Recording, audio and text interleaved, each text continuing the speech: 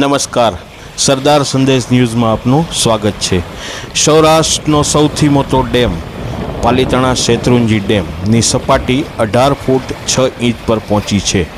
ઉપરવાર પડેલ વરસાદને લીધે શેત્રુંજી ડેમમાં વરસાદના પાણીની આવક 34,110 ક્યુસેક પાણીની આવક હાલ શરૂ છે। નોંધનીય છે કે અમરેલી અને જેસર પંથકમાં પડેલા વરસાદને લઈ શેત્રુંજી ડેમની સપાટીમાં સતત વધારો થઈ રહ્યો છે।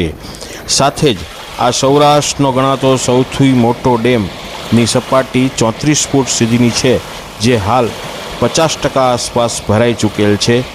રિપોર્ટિંગ વિપુલ બલિયા, ભાવનગર।